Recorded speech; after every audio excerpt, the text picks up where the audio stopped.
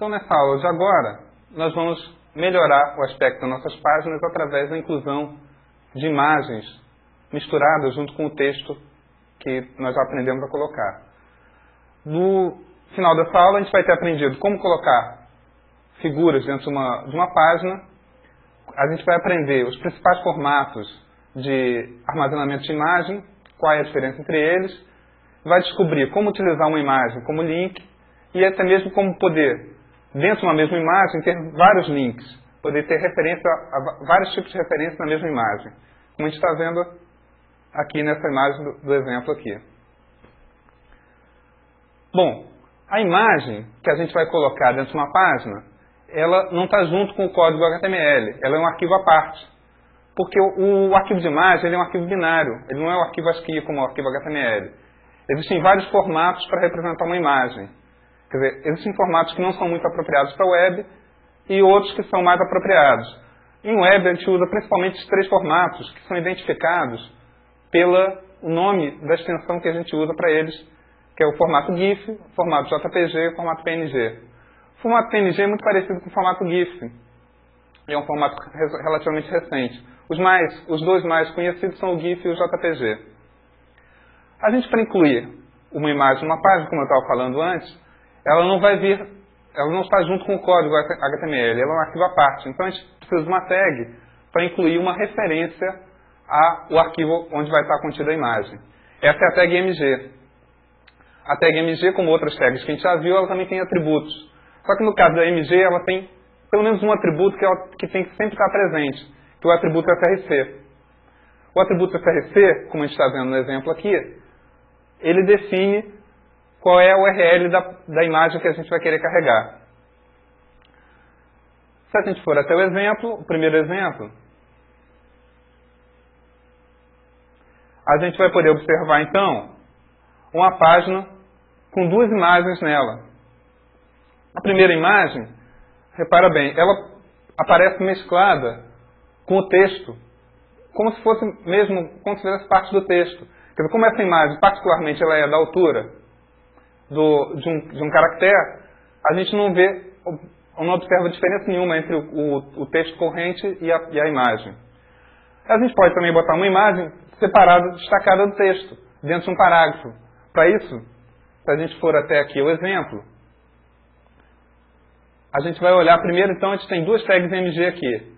Na primeira tag MG, que está na parte de cima, a gente está vendo o primeiro arquivo de exemplo, que são os olhinhos que ficam indo para cima e para baixo. A segunda tag MG, que está mais aqui abaixo no nosso código-fonte, é essa imagem que tem aqui o menino andando de skate. A gente já pode ver também que, além das imagens estáticas, que muitas vezes a gente encontra, a gente pode ter imagens em movimento também. A gente vai aprender que tipo de imagens são essas. Essa imagem aqui do menino andando de skate, a gente colocou entre 2 tags P. Quer dizer, então ela está num parágrafo à parte. Quer dizer, a imagem, a tag MG colocada dentro do texto, ela se comporta como se fosse mais um texto. A diferença é que ali, naquele ponto, vai ser inserida uma imagem. Quer dizer, então, ela sofre o efeito de tags como a tag P, por exemplo. Ela passa a fazer parte de um parágrafo novo se ela estiver dentro de uma tag P.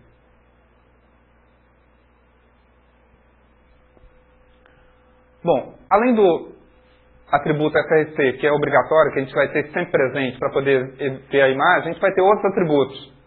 O primeiro deles é o atributo alt, que está aqui na parte de baixo da figura. O que é esse atributo alt? Se a gente for ao segundo exemplo, a gente vai ver uma página muito parecida com a anterior, só que agora, se eu for mover o mouse sobre aqueles olhinhos e soltar o mouse, deixar ele descansando ali, você vai notar que apareceu um pequeno retângulo amarelado logo abaixo do mouse.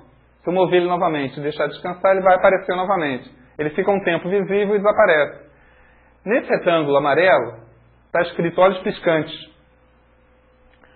Se a gente vier aqui do lado, no código do exemplo, a gente vai ver que olhos piscantes é o valor do atributo alt. Então o alt ele é isso, ele é um texto alternativo que ele é exibido como uma explicação daquela imagem. Apesar de que dizem que uma imagem vale mais do que 1000 palavras, né? Mas às vezes a gente tem imagens que a gente não consegue realmente entender o que significa aquilo. Para isso tem o texto alternativo. Se a gente descer a imagem nessa página, se a gente deixar descansar o cursor sobre o Bart Simpson, sobre o menino do skate, a gente vai ver que o nome dele é Bart Simpson, que aparece lá no texto explicativo. E se a gente for descer mais na página, descendo aqui também, ao lado, aqui no código-fonte, a gente vai ver que eu incluí uma terceira tag MG aqui embaixo, cujo o src é um não tem GIF. Quer dizer, como eu não tenho nenhum arquivo chamado não tem GIF no meu diretório aqui, ele não vai conseguir mostrar essa imagem. Então, o que vocês vão ver é o seguinte: o que aparece ali no lugar? Vai aparecer um retângulo com um íconezinho, que no caso do navegador Explorer é um X, no caso do Netscape é um outro ícone, e ao lado vai aparecer o texto alternativo. Então, o texto alternativo, como o próprio nome está dizendo, ele é uma alternativa à imagem. Se por algum motivo qualquer aquela imagem não puder ser carregada, o navegador vai mostrar com aquele ícone ali que deveria ter uma imagem naquele ponto, e com o texto alternativo do lado, a pessoa que estiver olhando aquela página ela vai poder saber o que é aquela imagem que estava faltando.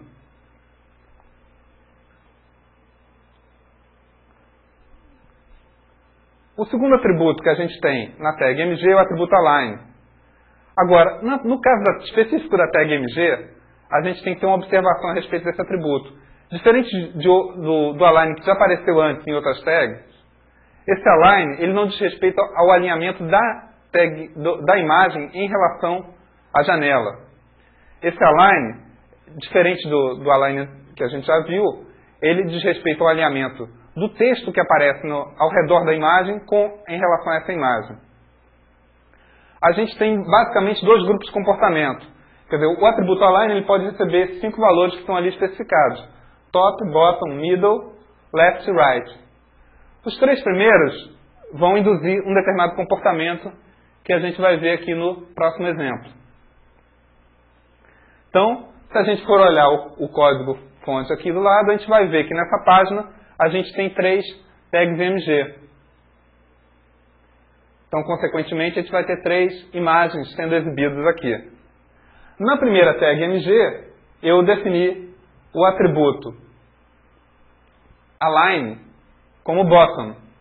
Quer dizer, eu estou dizendo que o texto vai aparecer alinhado em relação à base da imagem.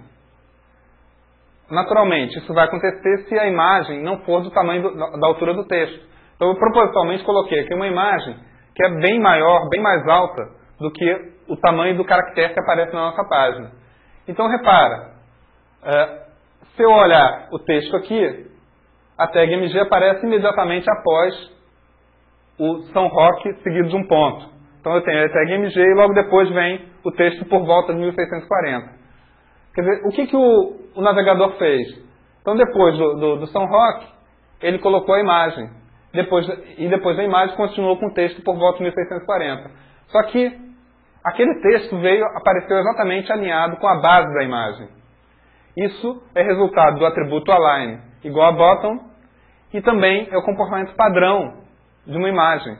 Ou seja, quando eu não especifico o atributo align, o texto vai estar alinhado conforme o atributo align igual a bottom. Na segunda tag MG, que eu posso observar aqui no código-fonte, o que eu vejo? Essa segunda tag MG vai aparecer imediatamente após 1660. E logo depois da tag MG, o texto continua com o seu maior desenvolvimento. Quer dizer, se eu for olhar a imagem como ela foi colocada, então ele começou a colocar o texto imediatamente após a imagem, alinhada com o topo da imagem. Não coube mais espaço para aquele texto na janela, ele mudou para a linha seguinte, onde aparece o desenvolvimento na linha seguinte. A linha seguinte é exatamente depois da imagem. Quer dizer, então, o texto ficou aparecendo exatamente alinhado com o topo. Quando não pude mais colocar texto, ele passou para depois da imagem, logo a seguir a imagem. O terceiro alinhamento possível, que é a terceira tag MG que aparece aqui, Essa terceira tag IMG aparece logo depois Caminho do Ouro e imediatamente antes que ligava ao Rio de Janeiro. Nessa tag IMG eu defini o atributo align como sendo middle. Outro valor possível para esse atributo align é center. O efeito é exatamente o mesmo. O que aconteceu? Então, agora, como o nome está dizendo, ele vai alinhar o texto em relação ao meio da imagem. Então, depois do Caminho do Ouro, ele continua o que ligava pelo meio da imagem. Ficou um espaço acima e ficou um espaço abaixo. Quando acabou a linha, ele passou imediatamente para baixo da imagem. Então, esses são os primeiros 3 valores que a gente pode dar. O que eles fazem, a característica deles, é alinhar a relação ao topo, à base ou ao meio da imagem, mas apenas uma linha fica alinhada com a imagem. Muitas vezes, isso torna um aspecto não muito agradável. Então, em muitos casos, dependendo do tamanho da imagem, pode ser que o efeito não seja muito agradável. Uma alternativa são os alinhamentos left e right. Então, aqui, a gente tem o mesmo texto, só que agora eu coloquei 2 tags MG no meio. Quer dizer, eu intercalei essas tags MG com texto para a gente ver qual é o efeito da imagem em relação ao texto. No alinhamento left e no alinhamento right, o left vai colocar a imagem colada na borda esquerda da janela do navegador. O alinhamento right coloca a imagem colada na borda direita da janela do navegador. Agora, independente do texto que está à volta, o texto, eu já não tenho mais apenas uma linha ao lado da imagem, mas o texto ele vai descendo e ocupando todo o espaço que há do lado da imagem. Então, quanto maior for a altura da imagem, mais linhas eu vou ter colocadas ao lado. Então, se a gente pode ver, na primeira tag MG aqui, a tag MG foi colocada imediatamente ao lado, depois de São Roque, imediatamente antes de por volta de 1640. Independente disso, vai aparecer ali uma capela dedicada a São Roque.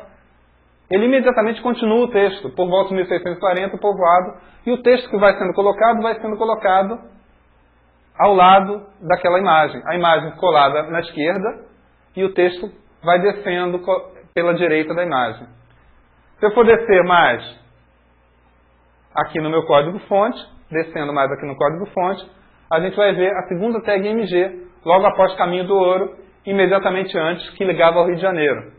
Então, se eu for olhar aqui essa segunda imagem, eu estou vendo que eu defini o align igual a right, então ela está alinhada com a direita, ela está colada na direita da janela do navegador. Logo depois do Caminho do Ouro, o navegador não há espaço para colocar a imagem, então o navegador já emenda direto no texto. A imagem aparece na linha abaixo, colado na lado direito. Então ele já emenda direto no texto e o texto vai descendo pelo lado esquerdo da imagem. Tanto as linhas quanto couberem na altura da imagem.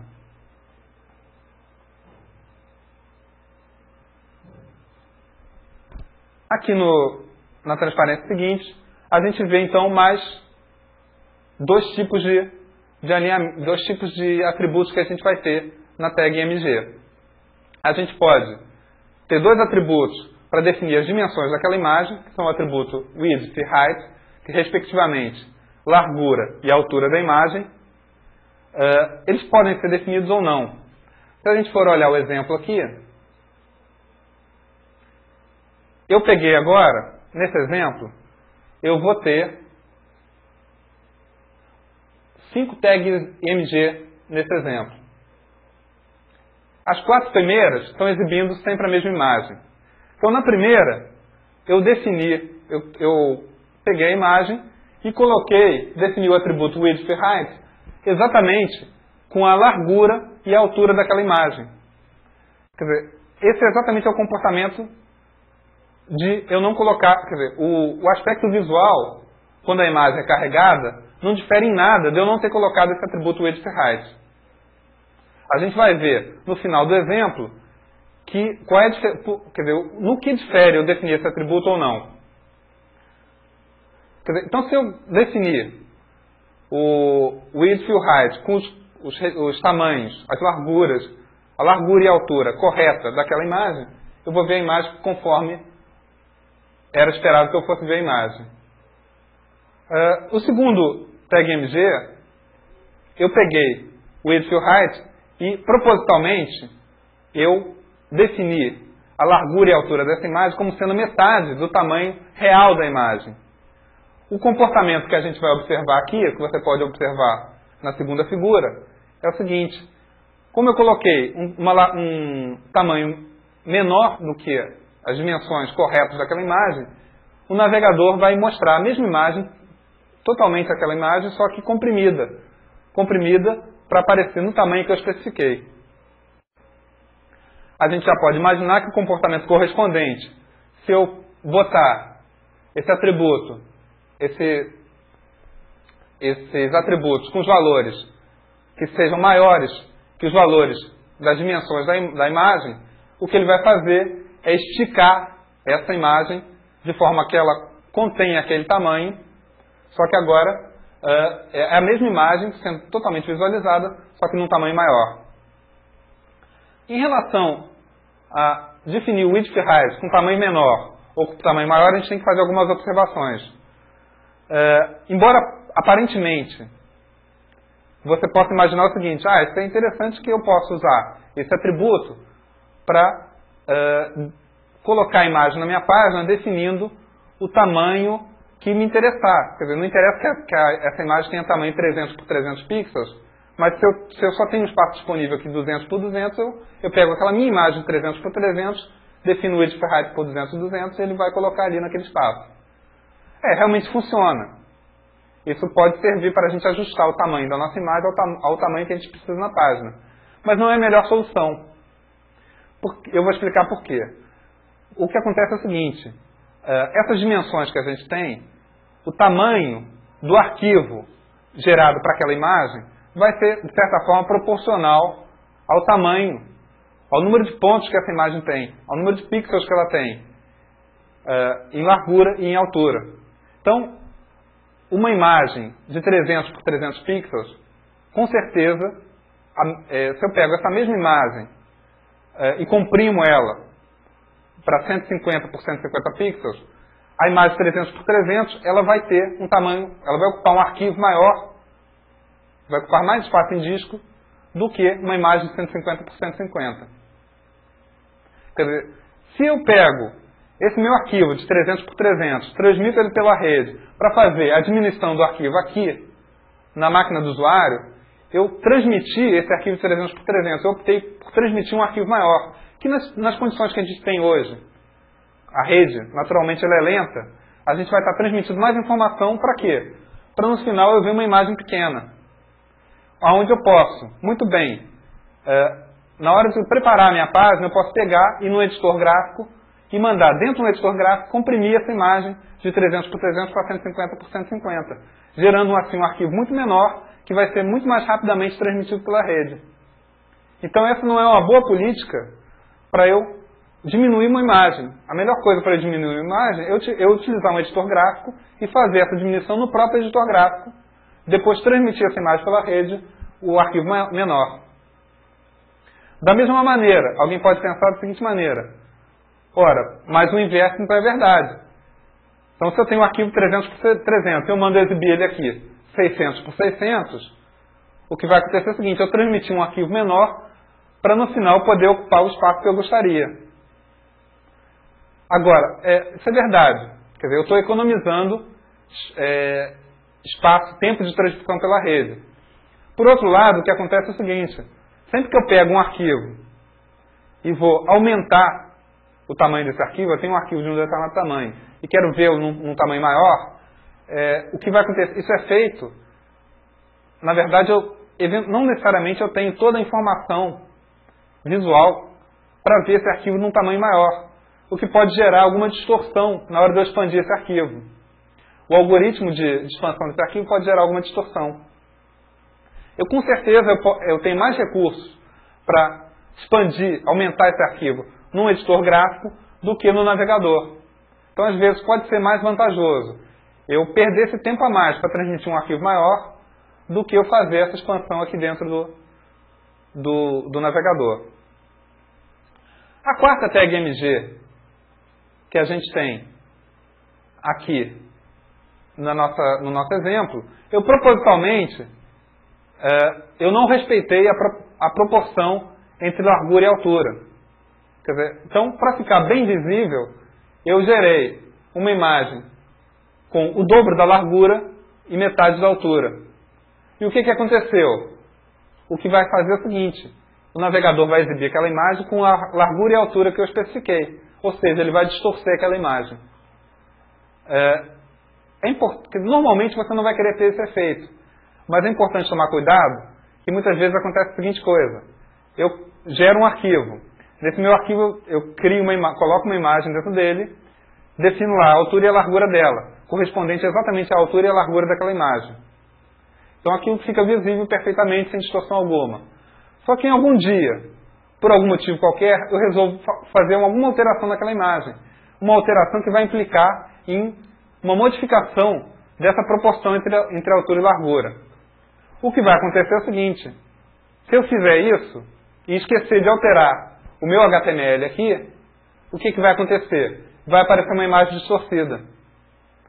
Quer dizer, então, quando a gente define o atributo largura e altura, o width e height, a gente tem que tomar cuidado com o seguinte: se a gente por acaso editar aquela imagem, a gente tem que manter esses atributos coerentes com aquela imagem. Alguém pode pensar o seguinte: ora, se eu não quero aumentar o tamanho da imagem, se eu não quero diminuir o tamanho da imagem, e se não, até agora a gente não viu efeito nenhum diferente entre colocar esse atributo width e height ou não colocar, até inclusive tem um efeito indesejável, que eu posso me esquecer que eu modifiquei a imagem e gerar uma distorção na página. Então, para que eu vou usar esse atributo? Esses dois atributos. Então, para isso tem a última tag MG dessa página. Então, nessa última tag MG, se a gente for acompanhar aqui no código-fonte, a gente vai ver o seguinte: eu propositalmente coloquei o nome de um arquivo que não existe. Ou seja, essa imagem não pôde ser carregada. Agora, além de definir o atributo alt, eu defini também o width e height daquela imagem. O que aconteceu? O navegador colocou um retângulo do tamanho exato daquele width e height que eu coloquei. Mesmo ele não tendo conseguido carregar aquela imagem, ele reservou o espaço na página para aquela imagem. Quer dizer, nesse caso aqui eu forcei uma situação. Forcei a situação que eu coloquei um arquivo que propositalmente não existe.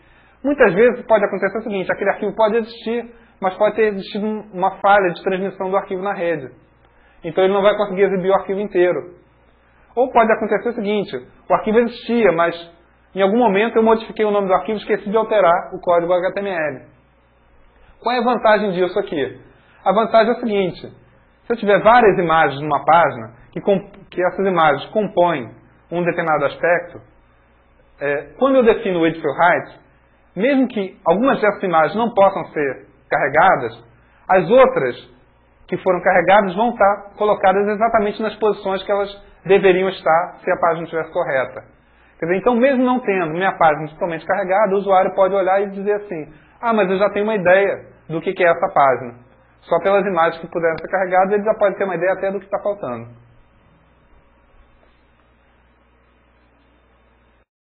A gente vai ter mais dois atributos aqui que vão controlar espaçamento entre a figura e o texto que a envolve. Quer dizer, a gente tem duas formas de controlar o espaçamento vertical e espaçamento horizontal. Vamos olhar no exemplo para entender melhor a necessidade de definir o espaçamento. Então, primeiro aqui, a gente tem uma figura sem os atributos hspace e vspace definidos, que são os atributos de espaçamento. A gente pode olhar, vai ver o seguinte: tanto em termos horizontais quanto em termos verticais, tanto em relação à parte de cima quanto em relação à parte da direita da figura, o texto vai aparecer colado à figura, bem próximo a ela. Nem sempre isso é interessante. Em geral, a gente vai querer fazer um distanciamento do texto da figura para ficar um aspecto mais agradável. No segundo exemplo, no segundo tag MG desse exemplo, a gente pode acompanhar aqui pelo código-fonte, a gente teve o atributo hspace definido com valor 50. Isso significa que eu tenho espaçamento horizontal de 50 pixels. Naturalmente, 50 é um valor um bocado grande.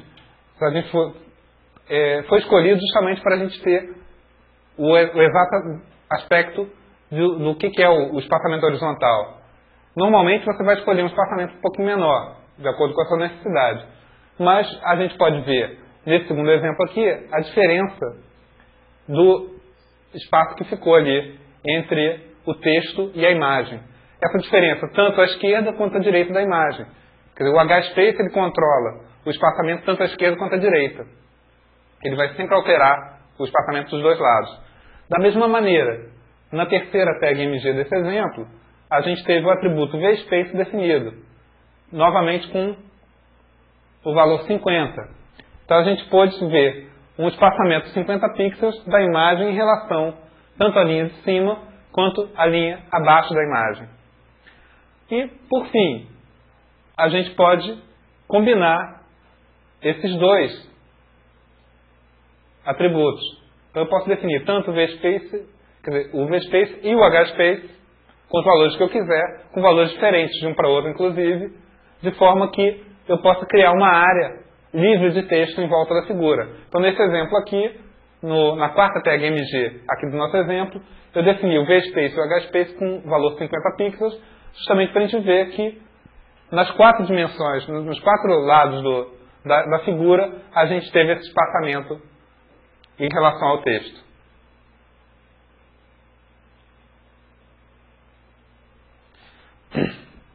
A gente já viu anteriormente que uma tag MG colocada no meio do texto, ela se comporta tal como se fosse um texto. Se aquela imagem estiver, inclusive, à altura do texto, eu não tenho realmente nenhuma perturbação na linha. Ela vai aparecer no meio da linha como se fosse um caractere a mais. Então a imagem, a tag MG, ele tem esse comportamento.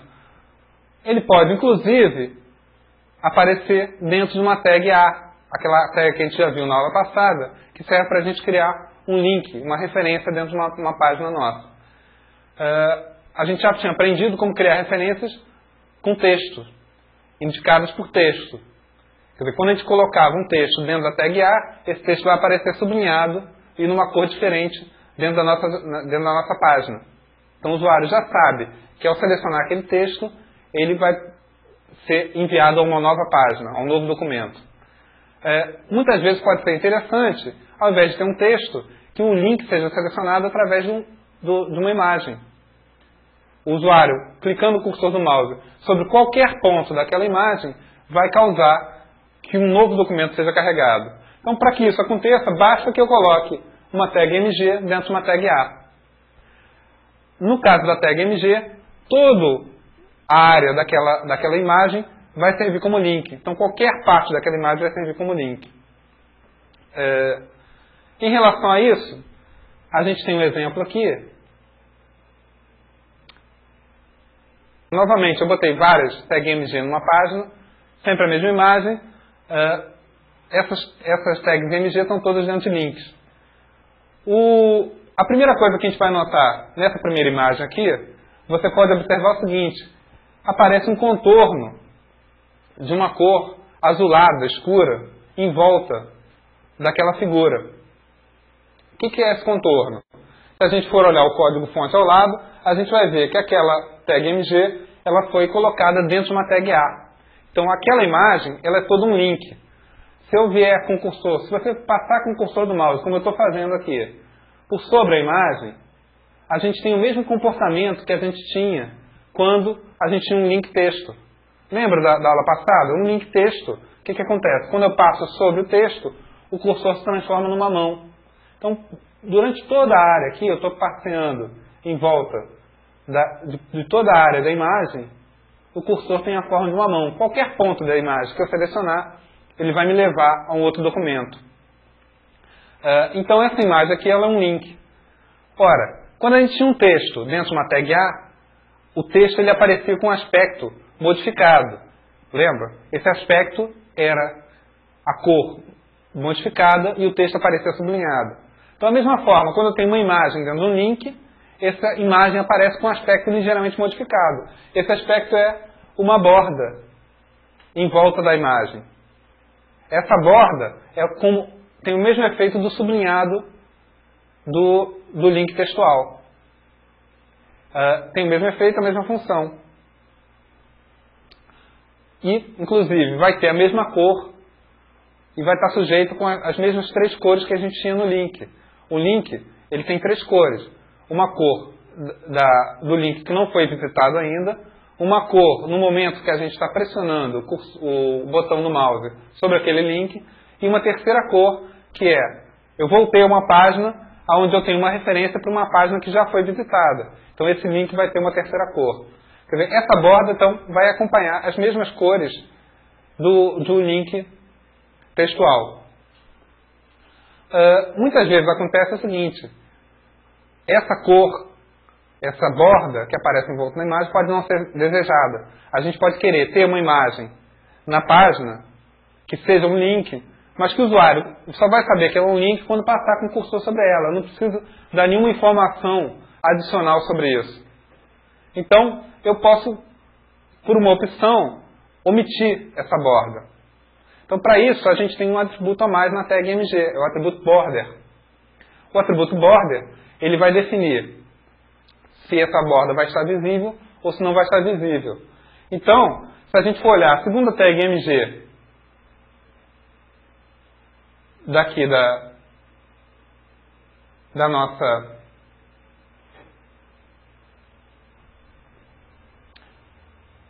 do nosso exemplo, eu simplesmente incluí, dentro da tag MG, incluí o texto border, sem nada a seguir.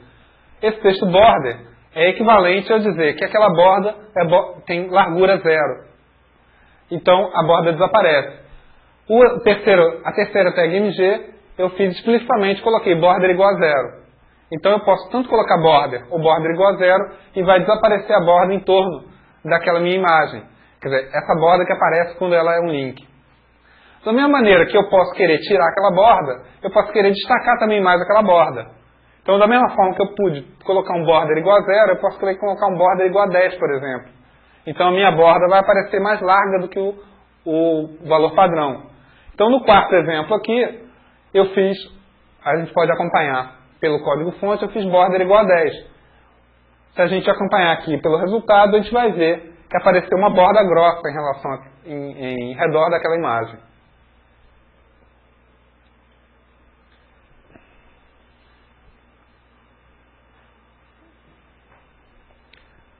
Uma outra coisa que a gente pode fazer com imagens em HTML é definir uma imagem que vai servir como fundo de uma página. Quer dizer, o fundo ela vai ajudar a compor a imagem da página, dando um aspecto visual mais agradável. Nesse ponto, a gente tem que observar algumas coisas que, embora pareçam senso comum, embora pareçam bastante razoáveis, muitas vezes as pessoas não compreendem isso e esquecem disso. Quer dizer, o fundo da página, como o nome está dizendo, ele não deve interferir. Ele só está ali para compor o aspecto da minha página, mas ele não deve interferir com o que interessa na página, que é o conteúdo da página. Como isso pode acontecer? Por exemplo, se eu colocar um fundo escuro e texto de uma cor escura também, eu não vou conseguir ler esse texto, ou vai ser difícil eu ler esse texto. Da mesma forma, se eu colocar um fundo claro e um texto claro, eu também não vou conseguir ler esse texto. A gente tem que tomar cuidado, outra coisa que a gente tem que tomar cuidado é o contraste entre as cores. Se eu coloco um fundo, que é um vermelho, e coloco um texto que é uma outra tonalidade de vermelho, mesmo que eu esteja claro escuro, pode não necessariamente ser muito visível. Então, quando a gente for pensar em fundo de página, a gente tem que sempre lembrar que o que interessa é o que está na frente. É o conteúdo da página. A gente tem que escolher um fundo que não vá interferir nesse conteúdo. Para incluir uma imagem com o fundo de uma página, eu vou usar um atributo da tag body. Então, até agora, a gente tinha falado da tag body no início do curso, mas não tinha visto nenhum atributo dela ainda. Então, a gente tem um atributo, que é o atributo background, que a gente está vendo aqui na transparência, cujo valor que a gente vai associar a esse atributo background é o URL de uma imagem que vai servir como fundo de uma página. Quando a gente coloca uma imagem como fundo de uma página, duas coisas podem acontecer. Ou essa imagem é tão grande que o tamanho da janela visível é menor que a largura e a altura dessa imagem. Quer dizer, então, nesse caso, eu só vou estar vendo um pedaço daquela imagem. Ela vai ocupar o fundo da minha página como se fosse um mural. Normalmente, essa não é uma situação muito comum de acontecer. Por quê? O tamanho de uma imagem, ele tem influência no tamanho do arquivo que vai ser gerado nessa imagem. Então, eu já falei anteriormente, você tem uma imagem de 100 pixels por 100 pixels, possivelmente, não necessariamente, mas possivelmente, ela vai ser menor, vai ter um arquivo menor do que uma imagem de 1000 pixels por 1000 pixels. Ora, se eu quero fazer uma imagem que seja grande, de forma que ela sempre, nunca vai estar totalmente visível, em qualquer que seja a largura e a altura do meu navegador, eu vou ter que escolher uma imagem que tenha pelo menos 1200 pixels por 800. 1800 pixels, 1200 pixels por 1024. Que é, digamos, o tipo de resolução que das placas de vídeo mais comum, é a maior resolução que a gente encontra. Quer dizer, embora já existem resoluções maiores que essa. Mas, de qualquer maneira, eu vou ter que gerar uma imagem bastante grande. Ou seja, eu vou estar aumentando o tempo de transferência dessa imagem pela rede.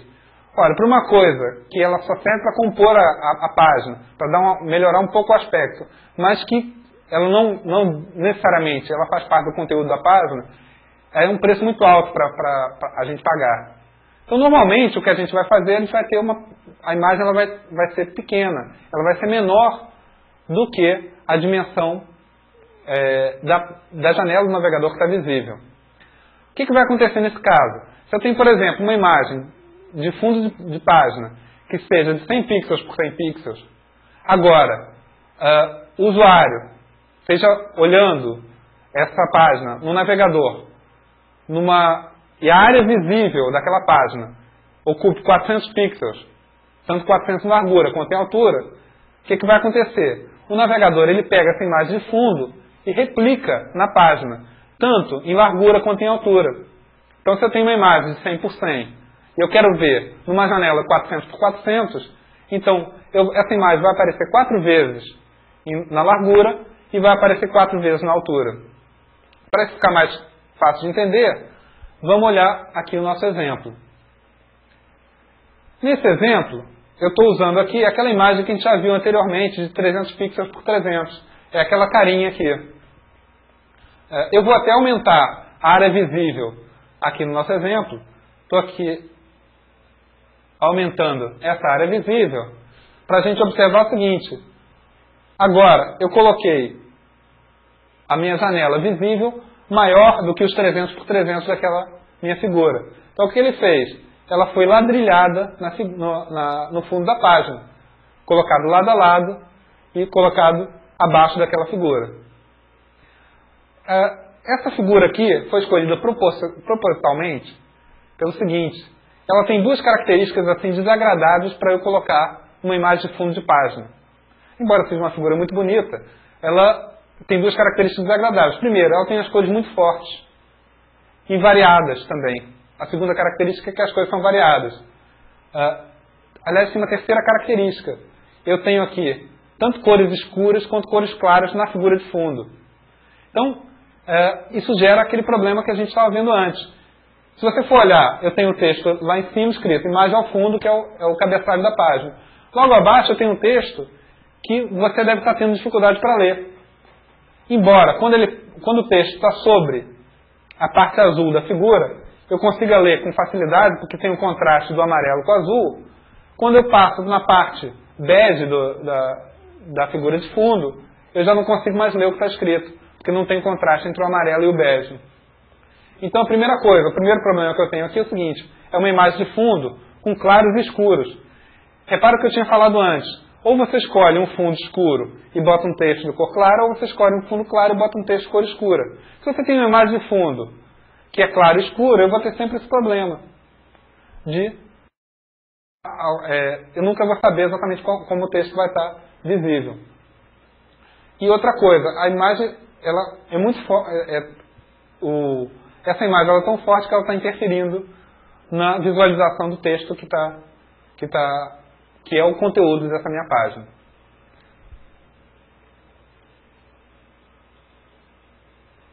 Bom, a gente já falou sobre incluir imagens dentro de uma página, falou que em web a gente usa principalmente 3 formatos. Agora vamos falar um pouco mais sobre a diferença entre 3 formatos. Você pode estar na seguinte dúvida agora. Tá, então eu sei que tem GIF, JPG, PNG, mas qual formato eu vou usar? Eu posso usar qualquer formato em qualquer momento? Então é isso que nós vamos falar a partir de agora. Quer dizer, obviamente a gente não vai entrar em detalhes profundos a respeito de como essas informações são guardadas, mas a gente tem que saber alguns detalhes sobre o armazenamento dessas imagens para saber em que momento que eu vou usar ou o GIF ou o formato JPG. Eu escolhi apenas o GIF JPG porque o PNG ele é parecido com o formato GIF. Tá? De qualquer maneira, hoje em dia os formatos mais utilizados são o GIF e o JPG. Outra observação que deve ser feita aqui é que existe uma centena de outros formatos para eu armazenar a imagem. Esses dois aqui, eles estão particularmente preferidos pelo seguinte motivo. Tanto o GIF quanto o JPG, eles têm a característica de gerar imagens compactadas. Ou seja, eles conseguem compactar a informação de forma a gerar um arquivo menor para aquela imagem. Gera um arquivo menor, mas toda a compactação a gente tem que levar em conta que sempre causa alguma perda de informação. Quer dizer, o GIF e o JPG, eles têm a característica de compactar essa imagem, gerando uma perda mínima ou controlável de informação. Mas, qual é a diferença entre esses dois formatos? O formato GIF, ele é um formato proprietário da CompuServe. Ele utiliza o que a gente chama de codificação LZW. Não interessa para a gente aqui saber muitos detalhes sobre isso. O que a gente precisa saber sobre o formato GIF é o seguinte. Ele utiliza, uma característica dele é que ele utiliza uma tabela de cores. E essa tabela pode ter até 256 cores. Dessa forma, toda a informação de cor, ela está contida nessa tabela. Ela não precisa estar repetida para cada ponto da imagem. Então, se eu tiver 10 pontos vermelhos naquela imagem, eu não preciso repetir toda a informação de cor daqueles pontos. Basta fazer uma referência à tabela de cores. A gente já vê aqui um problema. Se eu tiver uma imagem que tem mais de 256 cores, eu vou ter uma perda de informação. Essa perda de informação que eu não vou poder representar todas as cores da minha imagem. Quer dizer, normalmente o que se faz é o seguinte. Se eu tenho 2 tons de vermelho e eu não tenho espaço suficiente na minha tabela de cores para ter esses 2 tons, eu vou, na verdade, usar apenas um desses tons.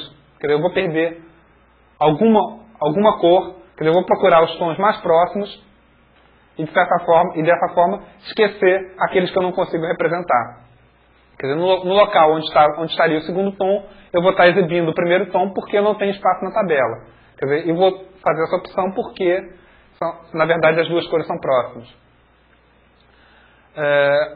Além de usar a tabela de cores, o formato GIF ele também tem uma outra vantagem em termos de compactação.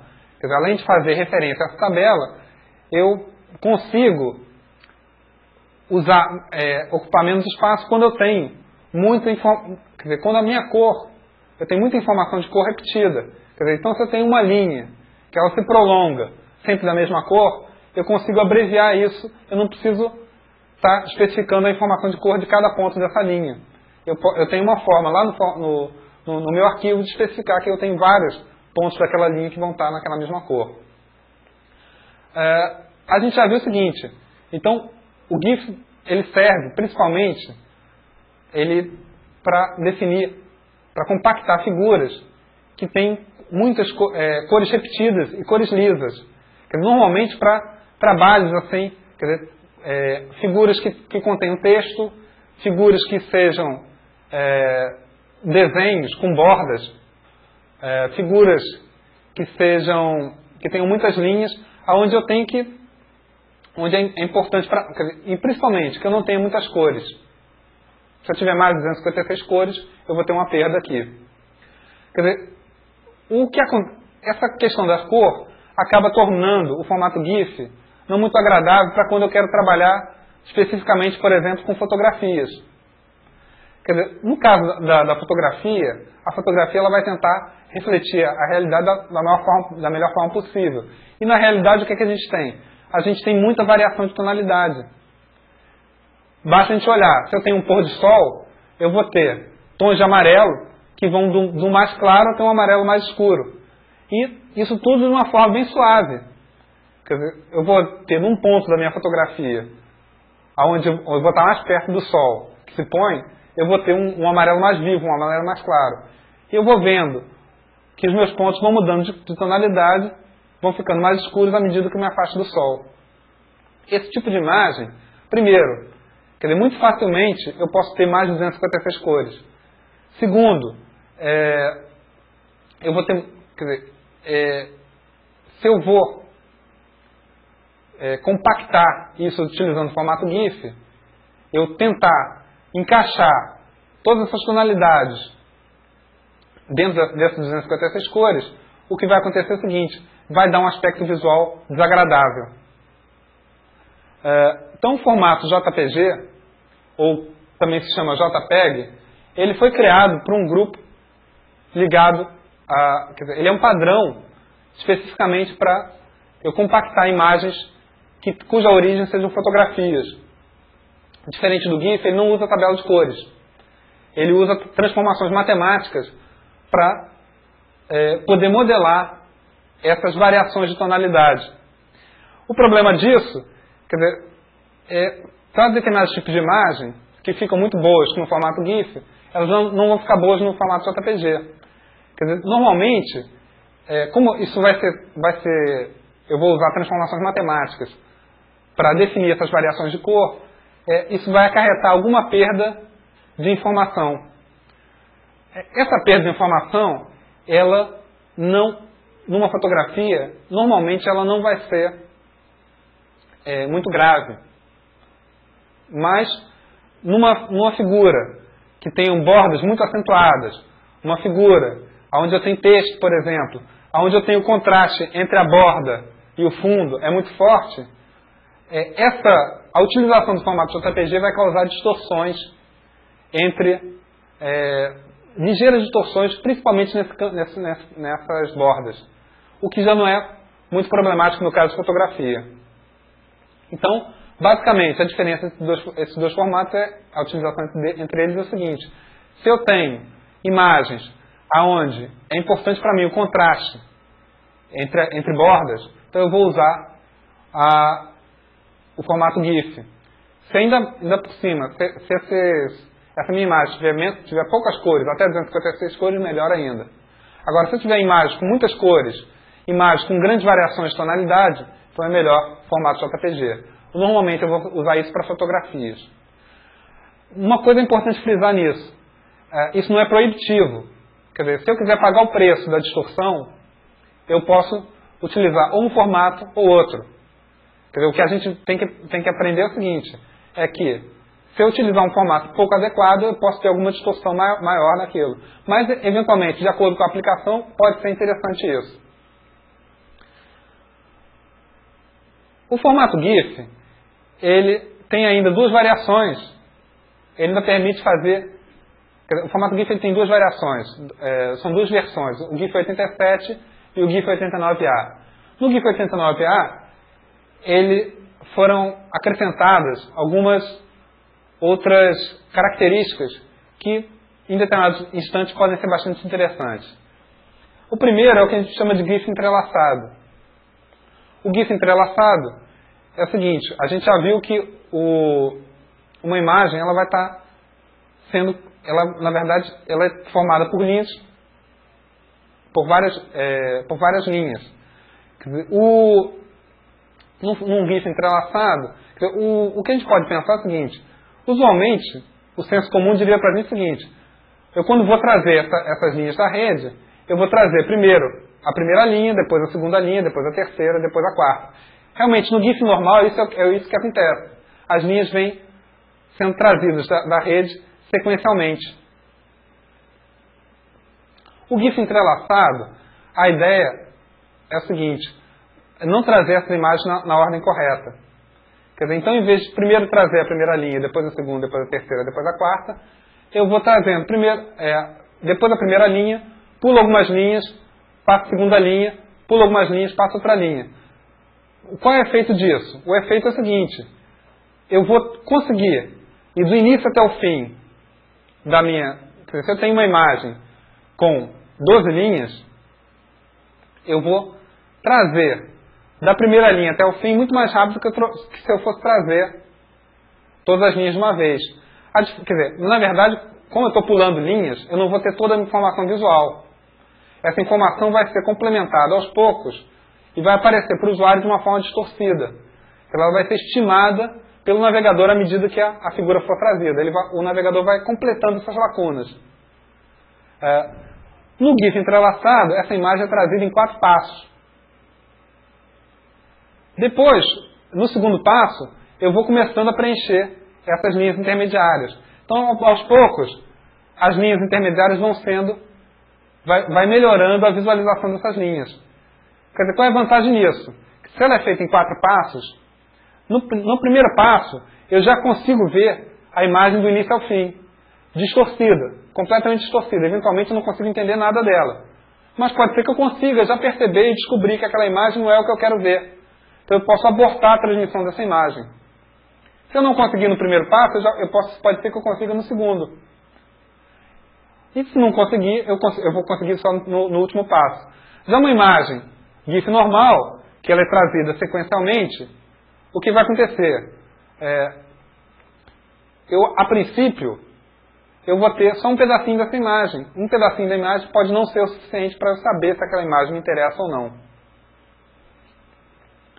A segunda variação, a segunda característica interessante do GIF 89 são as chamadas GIFs transparentes. Uma coisa que eu não falei ainda, mas que é uma verdade, toda imagem ela tem o formato retangular. Talvez agora você esteja lembrando de outras páginas que você já viu na web, e algumas dessas páginas você viu figuras que aparentemente não eram retangulares. Ao invés de ser retangulares, elas tinham outros aspectos, outras formas que não retangulares. Então, aparentemente é uma contradição com o que eu estou dizendo. Não, toda figura ela é sempre retangular. O que eu posso fazer é o seguinte: eu posso dizer que determinadas cores não vão ser exibidas. Ao invés dessas cores serem exibidas, vai ser exibida a cor de fundo da página. Quer dizer, então eu posso dizer que uma determinada cor de uma GIF ela é transparente. Então quando eu vejo uma figura que ela aparenta não ser retangular, é porque a parte em volta da figura que completa o retângulo é numa cor transparente, que na hora que essa figura foi exibida, ela é omitida e aparece cor de fundo da página. Se eu for olhar o exemplo aqui, então novamente eu tenho aqui, abaixo de onde está escrito figura normal, eu tenho aquela figura da carinha que a gente já viu anteriormente. Se eu for descer mais no meu exemplo, agora está escrito figura transparente e novamente aquela carinha. Só que eu posso observar aqui, eu estou vendo só aquela carinha na forma de uma elipse. A elipse que compõe aquela cara. E não estou vendo mais aquele fundo azul em volta.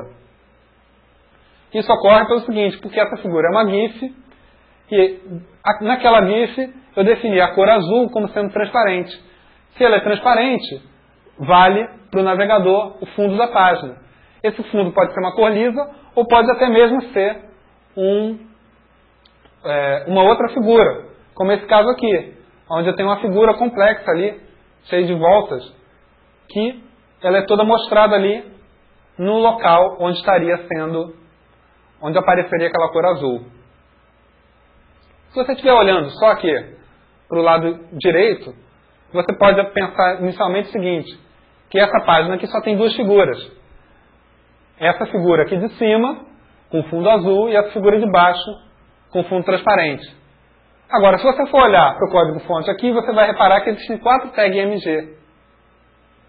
Isso ocorre pelo seguinte: o texto que está escrito aqui, figura normal e figura transparente, ele também foi incluído no exemplo aqui na forma de uma figura. Então eu fui no editor gráfico e desenhei aquele texto e mandei salvar aquilo como uma figura. Então, se você for olhar para a tag MG, o figura normal é o arquivo fignormal.gif. E o figura transparente é o arquivo figtrans.gif. Qual é a vantagem de fazer isso? A vantagem de fazer isso é o seguinte. Às vezes na minha máquina, eu tenho um tipo de caractere que ninguém mais tem, só eu que tenho. E eu quero gerar, por exemplo, um título, uma figura grande, quer dizer, um texto grande, que vai ser que eu quero usar aquele tipo de caractere.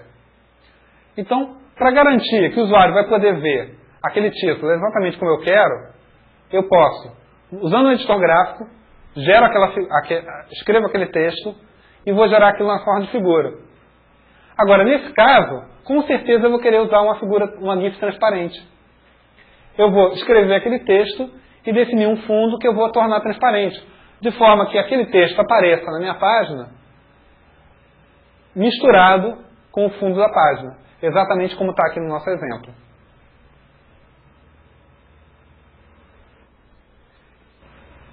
Bom, a gente já viu até agora como a gente podia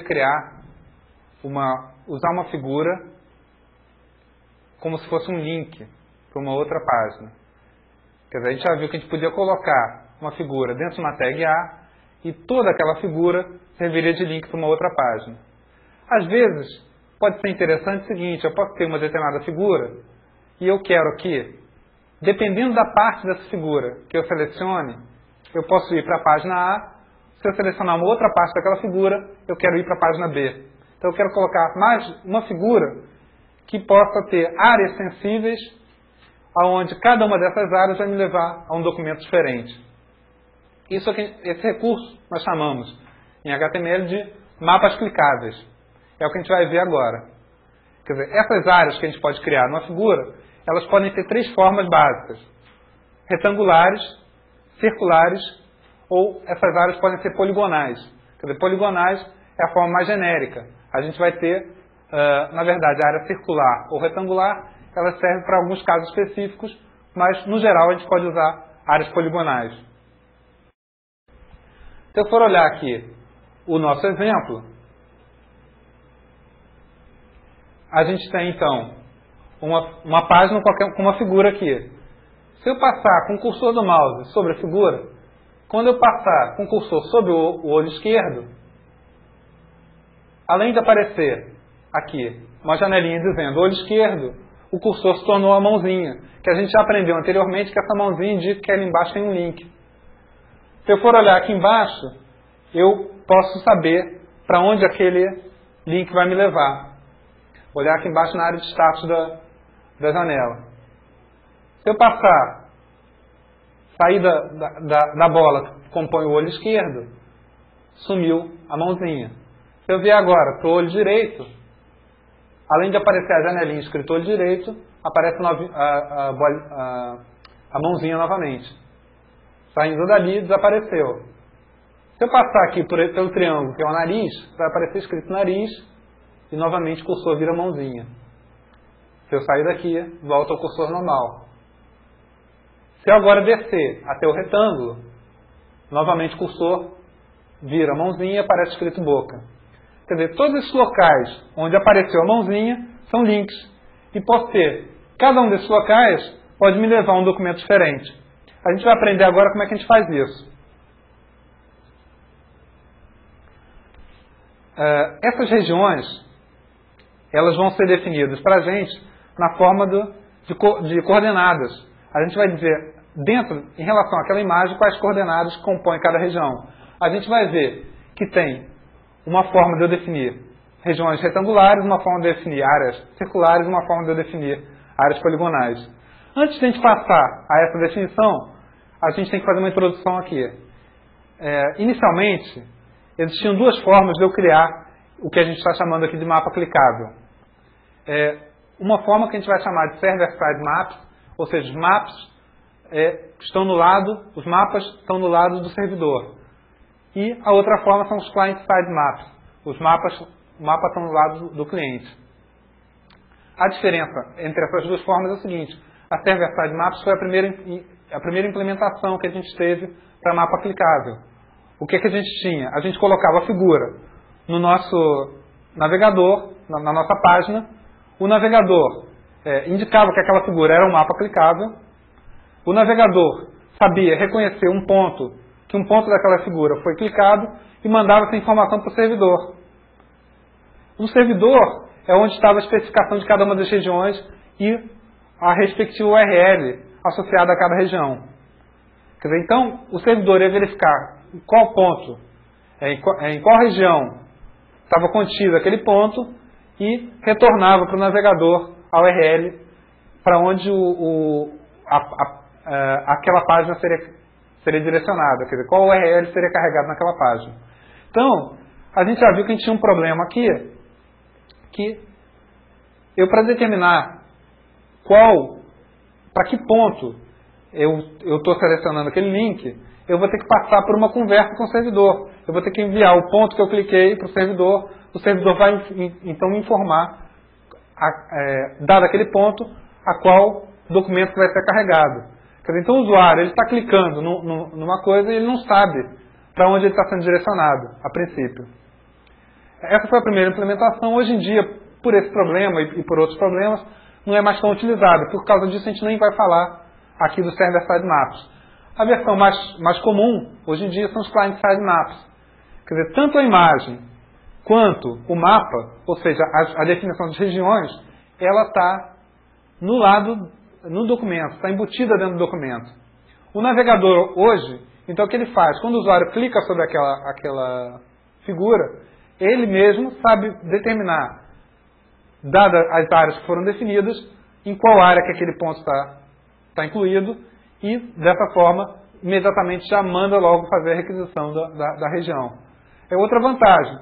Quando eu passo com o cursor sobre uma região definida, eu já posso mostrar na barra de status qual região que está visível.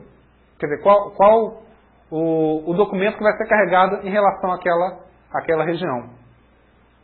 Bom, dado isso, vamos ver então como é que a gente define o mapa clicável.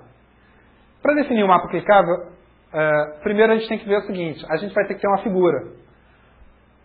Essa figura, ela vai ser incluída no nosso documento com aquela tag MG que a gente acabou de ver. Então a tag MG, com aquele atributo padrão, aquele atributo que a gente viu que tem que estar sempre definido, que é o src, vai incluir uma figura no nosso documento. Agora, para eu dizer que essa figura vai ter dentro delas áreas sensíveis, áreas que vão levar a determinados links, então eu vou usar um outro atributo aqui que é o useMap. A sintaxe do useMap é useMap igual, depois desse igual, eu tenho que vir um jogo da velha. O caractere jogo da velha, aquele caractere que algumas pessoas chamam de number, outras pessoas chamam de tralha. Esse caractere que eu estou chamando aqui de jogo da velha, ele vai vir logo seguido de um nome. O que é esse nome? Esse nome vai permitir ligar essa figura com um mapa clicável. O mapa clicável é a definição das regiões que vão estar nessa figura. O mapa, ele é definido por uma outra tag, uma tag container chamada map. Então, nessa tag map, entre o map e o /map, vai vir a definição de cada uma das regiões, de cada uma das áreas da figura. A tag map, ela tem que ter obrigatoriamente um atributo que é o atributo name. O atributo name vai receber como valor um nome. Esse nome que eu coloquei no atributo name, para eu ligar uma figura a esse mapa, tem que corresponder ao atributo, ao valor, ao nome que aparece no valor do atributo useMap. Então, daqui, nessa transparência, eu fiz useMap, jogo da velha, nome mapa. Aqui embaixo, eu fiz map, name, igual ao nome mapa. Quer dizer, então, aquela tag MG está ligada com esse mapa aqui. A ordem que essas duas tags vão aparecer, a ordem relativa que elas vão aparecer, não importa. Eu posso ter primeiro a definição da tag map, depois a tag MG, ou vice-versa, tanto faz. O efeito vai ser o mesmo. Então, agora que a gente já viu como a gente cria, aonde vai aparecer o nosso mapa clicável, que é dentro da tag map, vamos ver como é que a gente define cada uma das regiões. Para cada região que eu for incluir no meu mapa, eu vou ter uma tag área. Então, para cada região que eu tiver, eu vou ter uma tag área. Os atributos da tag área é que vão especificar as características dessa região. Então, o primeiro atributo importante que eu tenho é o atributo shape. Shape é uma palavra em inglês para forma. Quer dizer, ela vai dizer como é que é a forma da nossa área. Ela pode receber 3 valores.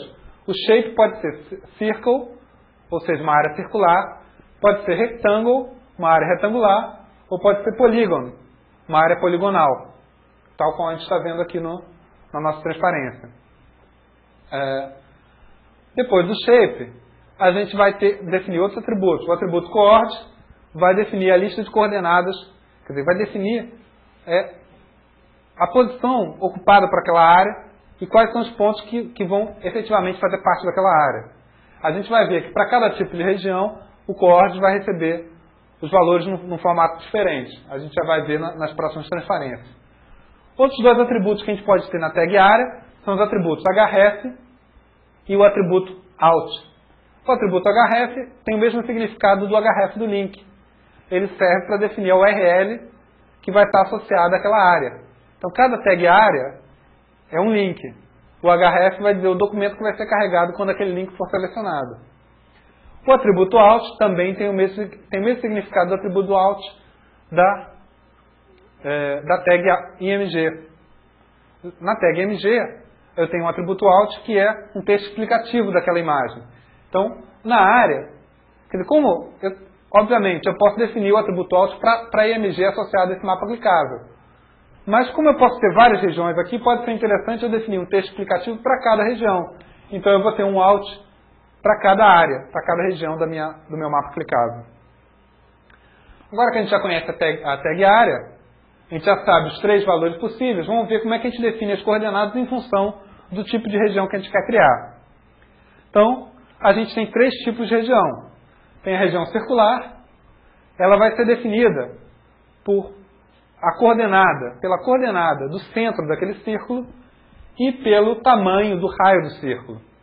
Então, primeiro eu vou ter 2 valores que vão ser a coordenada do centro daquele círculo. Eu tenho que pensar a seguinte coisa.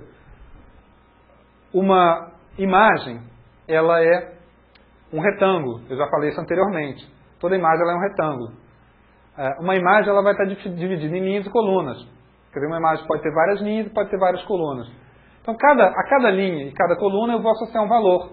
Então, a primeira linha é a linha 0, a segunda linha é a linha 1, 2, 3 e assim por diante. Da mesma forma, a primeira coluna é a 0, 1, 2, 3 e assim por diante. Então, a partir desse número de linha e de coluna, começando do 0, é que eu vou ter as minhas coordenadas.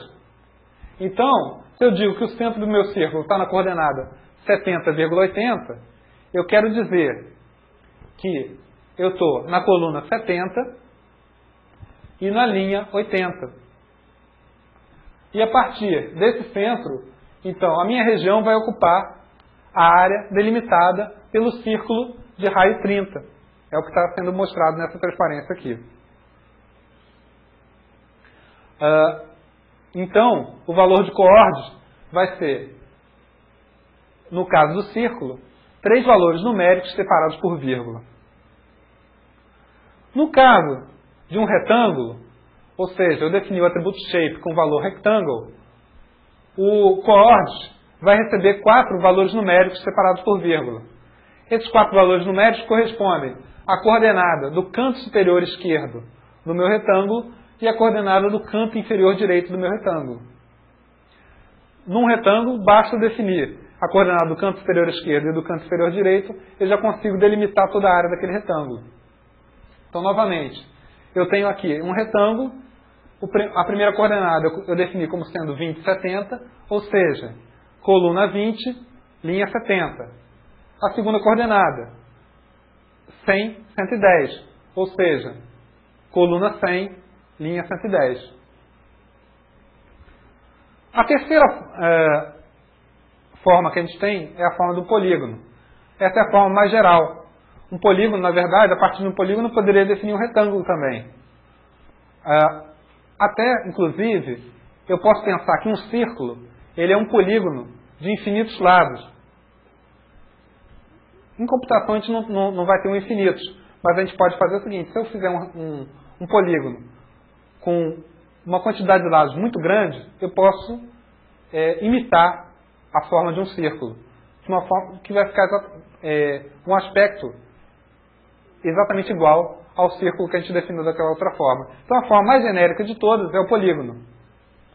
No polígono, um polígono ele vai ter vários lados que vão ser traçados a partir dos pontos, dos seus vértices.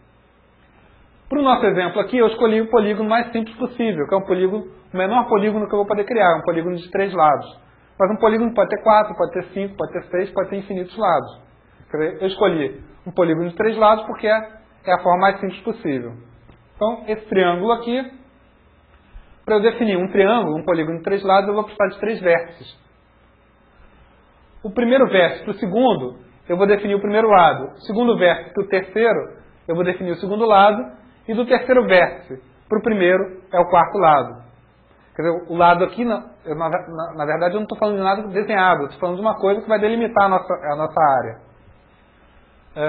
No caso de um polígono de 3 lados, então, eu vou ter 3 pares de valores, separados por vírgula. Ou seja, 6 valores separados por vírgula. Se eu tivesse um polígono de 4 lados, eu teria 4 pares de valores. Se eu tivesse um polígono de 5 lados, 5 pares de valores. Então, no caso do nosso triângulo aqui, o shape foi definido como polígono e o coordes vai ter 20 e 80, ou seja, coluna 20, linha 80 é o primeiro vértice, coluna 60, linha 10 é o segundo vértice, coluna 100, linha 80 é o terceiro vértice. O último lado é formado pelo último vértice e pelo primeiro.